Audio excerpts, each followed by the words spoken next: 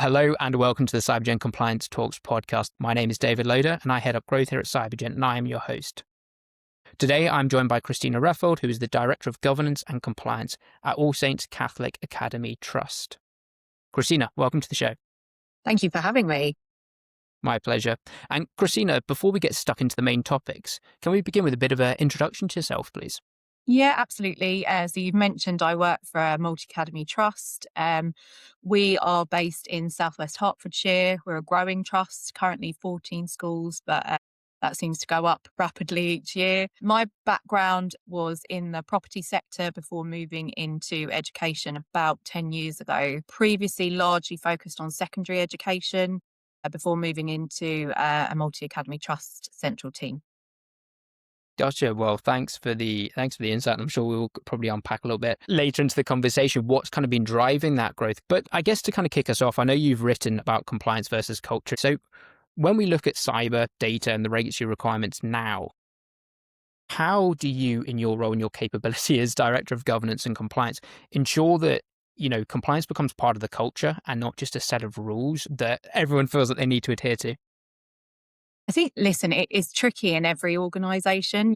I think I often see posts on LinkedIn, which actually led me to write about it, where it kind of alludes to the fact that compliance is stifling culture in some way or stifling innovation. I actually think that you need compliance to underpin culture. I think, it builds trust. It builds, it's fundamental to the integrity of the organisation. When we look at education, for example, parents entrust their children to the school and to the trust if a school is part of one. Behind every policy, behind every compliance procedure, there was a child who was exploited. That's why that policy is in place. So for me, it's critical that everyone is on board with that. And I think, it is a bit of a journey. I think, particularly the multi-academy trust sector is relatively new. Gone are the days where you had you still have, single form-entry schools where you've got, one member of staff who is solely responsible for compliance. It needs to be embedded across the organisation. I think it can, as you mentioned, quite often become a tick box exercise. But that, you can't function as an organisation in that way. It needs to be embedded across all aspects, whether that is compliance training or policy. I think we've had quite a strong history around the transparency of our policy making.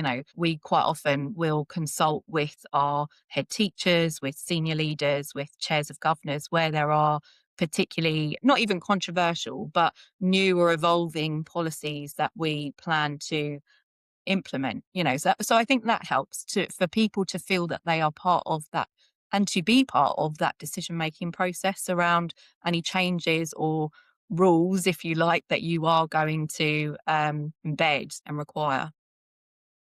I love that. And I think one thing I wanted to kind of come back on and touch on that you mentioned at the start was that trust piece. What are you hearing from the schools, the head teachers and the leadership teams you're speaking to as being the kind of the biggest challenges where it kind of comes to compliance and the trust they need to, establish?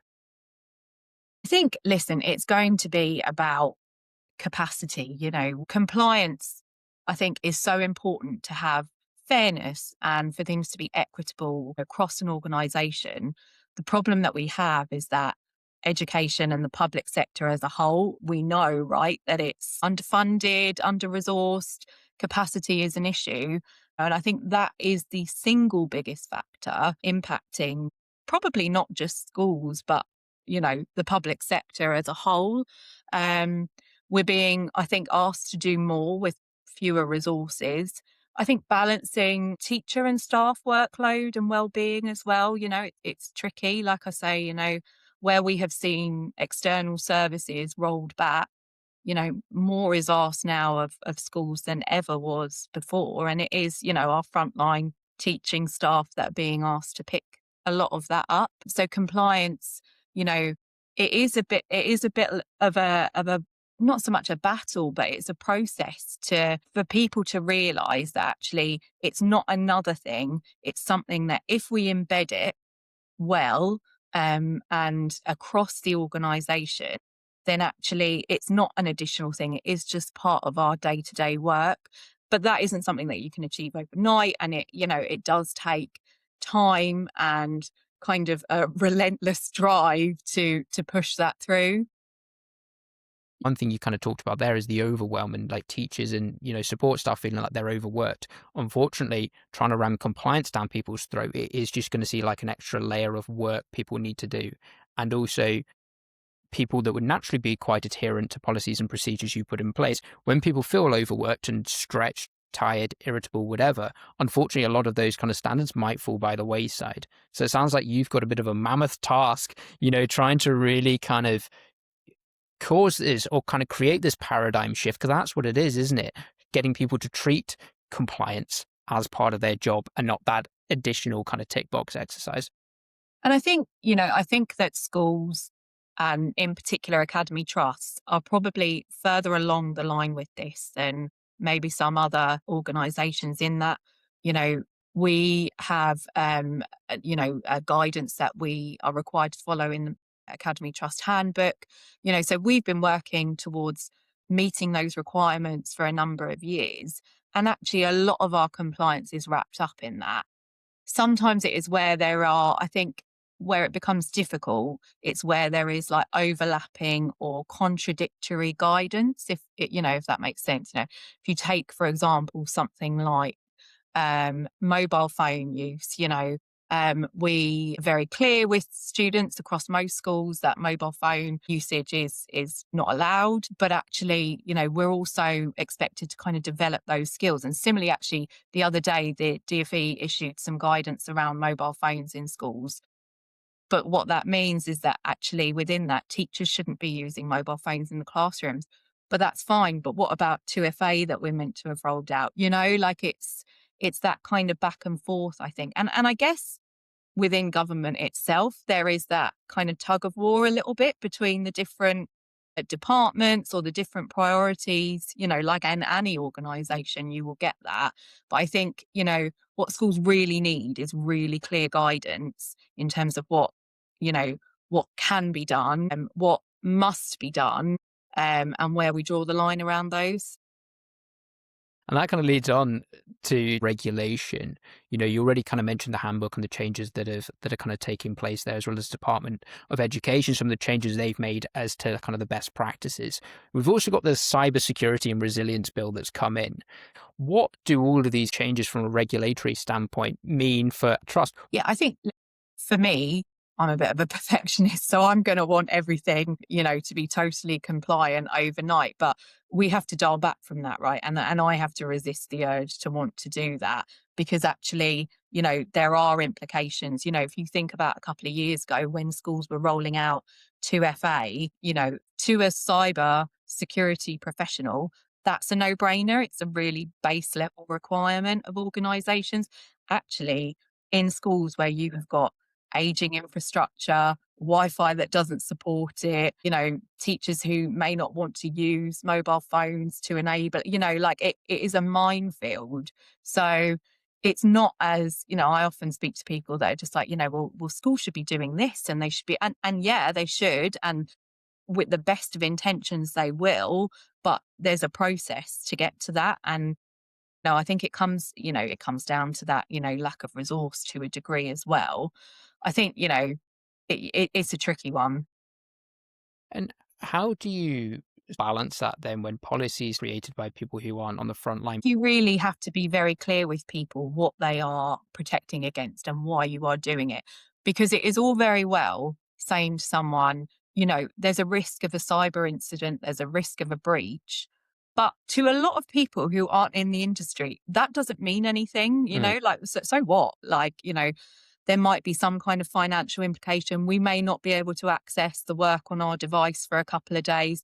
The reality is that, and we know that it is about protecting the data of some of our most vulnerable pupils that we don't want leaked all over the internet or the dark web, essentially. But you have to get that messaging across. And, I remember working in schools, a good few years ago, and that was never explained. You were never told that that was a risk. And I guarantee you, the minute you say that to a teacher, because let's face it, teachers get into education for either a love of a subject or the love of being with children. They want to keep those children safe. They want to protect them. If you explain that to any responsible adult, they will do what is needed of them to comply with it. So I think it's just being really clear as to the whys, as opposed to just because I said so kind of thing. Yeah, I think it's so interesting. And I was smiling there as you're saying that. As you know, my wife's a teacher, and sometimes there seems to be that disconnect from the CPD training after school of you now need to do this, you now need to do that, and we have to then operate this process. It seems that why is lacking and kind of bridging that gap. Yeah, absolutely. And I think, look, data protection is another area that is really, really very complex, takes a lot of time out of schools. So on one hand, you've got like the critical cybersecurity stuff, and a lot of people will kind of tar that with the same brush as data protection. Obviously, they're interlinked and interwoven, but actually, I think some of the challenges facing schools is around some of the implications from data protection and GDPR. So we've got a real rise and an increase in parents using freedom of information requests and subject access requests as kind of additional bolt-ons to parental complaints. So that kind of can take a lot of churn, to gather that information and add that on. So then once you then the minute you mention kind of additional security, additional requirements around data protection, you can reach a barrier with that. So like I say, it's about just being very, very clear around why we're doing it. Gotcha. And to talk about the kind of growth of the trust, because at the start of the podcast, you were kind of talking about how you've been growing quite a lot over the years and Mm. saying how it's now almost a bit of an anomaly that, schools aren't part of a trust. What is it that's been sort of driving that growth across both your trust, but trusts sort of generally? So I think, listen, we're stronger together, right? So, whether that is trying to benefit from economies of scale or collaboration, talk about kind of compliance as a function within an organization. Typically, you wouldn't have had a compliance officer sitting within a school. It would have been a bolt on potentially to another role. So I think it's about making sure that you have access to professionals within their key area of expertise. It is about, building collaboration and making sure that, there's the opportunity to share best practice across the trust, whether that is in terms of educational outcomes and performance or provision or, operationally, whether that's finance, HR, I think there's certainly an acknowledgement from government, but also locally that there are benefits in trust to that buying power, negotiation and procurement. That is a big part of, one of the benefits of being part of a trust and a larger organization. I think, as I've said, I think if we work together on a lot of these issues that we have, we are more likely to find solutions to them.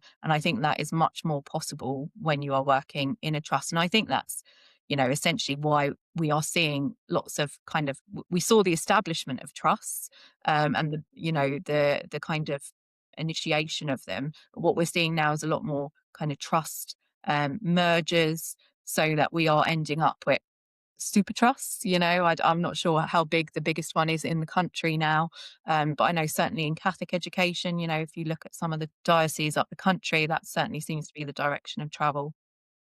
And that's so interesting. And it seems like there's that kind of acknowledgement, as you mentioned, from government level that actually maybe tacking on kind of compliance to the IT team or to another kind of team, another department is not okay. We do need experts in standalone functions, yet because of budget constraints and resource constraints and whatnot, it's not feasible, each individual school having these. So that kind of economies of scale, if you can systematize, almost templatize what you're doing and roll that out across different schools, it's created a bit more of a unified model, a unified way of doing this. They've got the expertise without having to have the dedicated in-house or like individual experts. Yeah, and it's about, I think it's really important, you do see a lot of trusts where uniformity becomes kind of nearly mandated across the trust.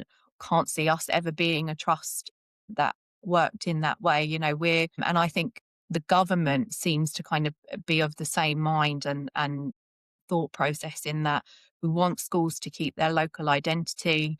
It has to be about the local context of that school.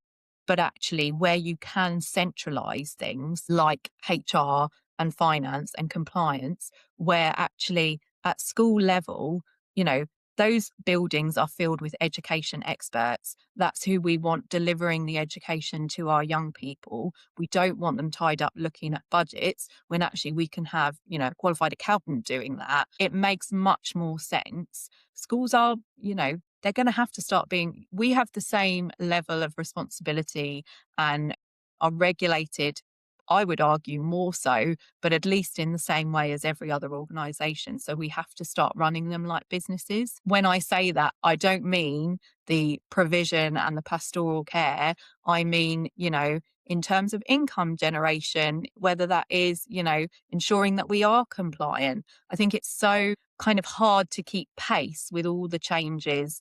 If you think about the implications from AI, and cybersecurity and the significant changes that are going to be brought on from that, it's impossible for a small one-form-entry school to be able to keep pace with that. And we wouldn't want them to be. We want them focusing on what they do best, which is, looking after and delivering the education and outcomes for our young people.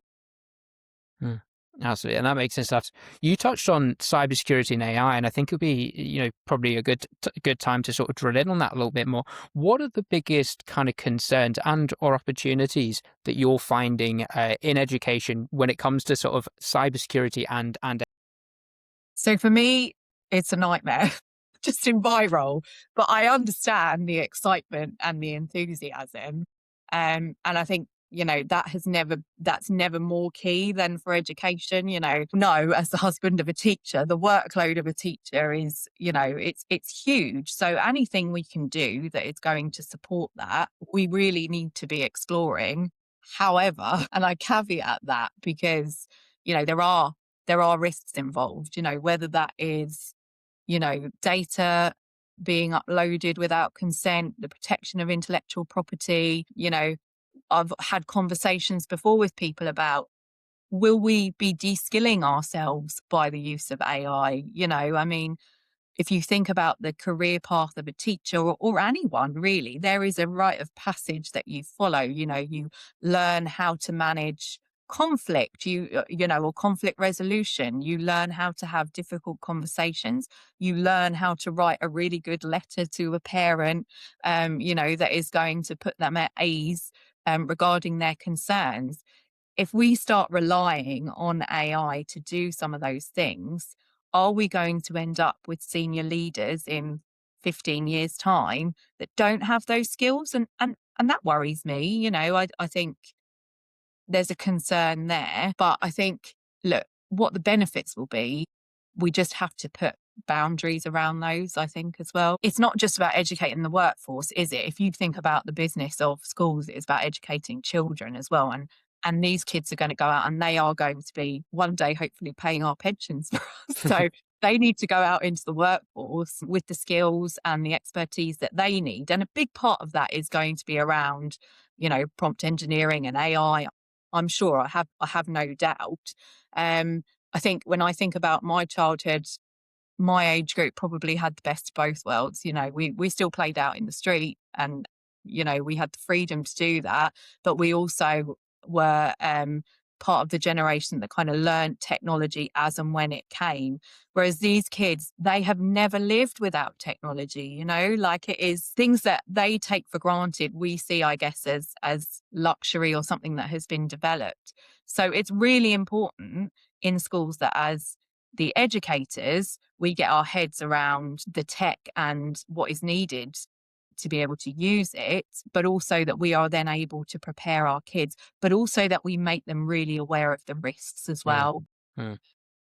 To kind of, I mean, for me, it's about approaching AI with a little bit of skepticism. We have to sense check things, but actually, if you haven't got the knowledge to sense check it, where does that leave you?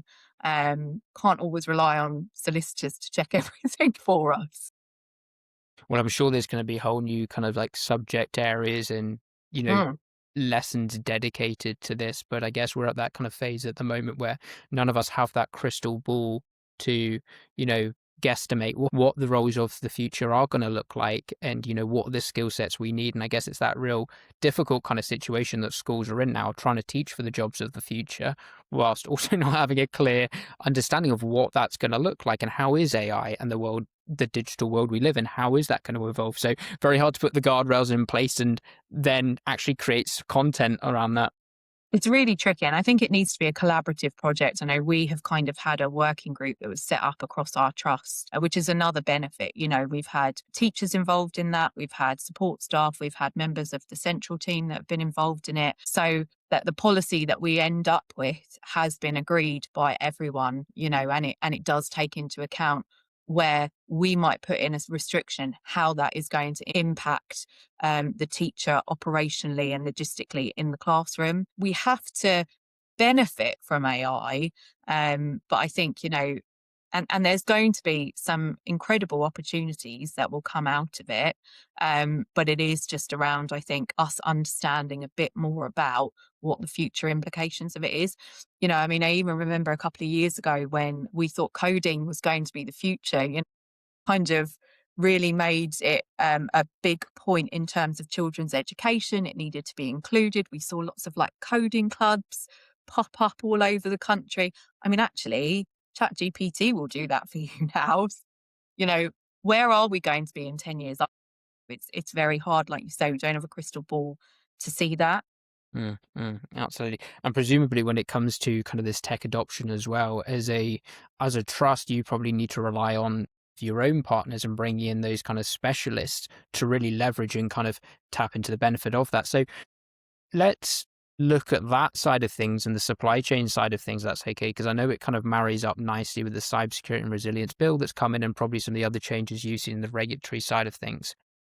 How has your kind of procurement changed with all of these kind of different changes in regulations? How do you now have to kind of vet potential kind of suppliers and partners? So, I mean, look, Cyber Essentials is a big, obviously, area that we rely on our partners to be compliant with, and will be a big part of scrutiny with any new contracts that come out of any procurement that takes place. It is helpful that the DfE have a set of standards, for different procurement and tendering. So that is useful. In terms of kind of other, I guess, reviews, I mean, we recently went out to tender for our managed service provision for our IT. Actually, we're just going through the contract review of that now. I'm going to focus, in on the likes of data protection, cybersecurity, incident response, those types of areas. But I think what is important for when you're looking at that is also around the wider strategy, like are those partners going to help us with that? Are they going to be able to support in terms of building that? It's part of the reason we actually went for a managed service rather than having our own in-house team, because the industry for IT is changing so rapidly, requirements are changing, new technology is rapidly coming through. And actually, as an organization, we specialize in education, not in IT. So therefore, the best possible, I think, use or the best possible option is for an expert to be running our IT. So you mentioned Cyber Essentials already. I know ISO have released their 42001, which I think is for AI specifically. Are there other things that kind of like really focus on thinking, oh, well, they're very forward thinking, or, you know, other things you look for? Yeah, I mean, there will be, particularly anything really that, has a strategy around AI is going to be, something that we will be interested in. And we are seeing AI being built into so many more platforms now, which is helpful.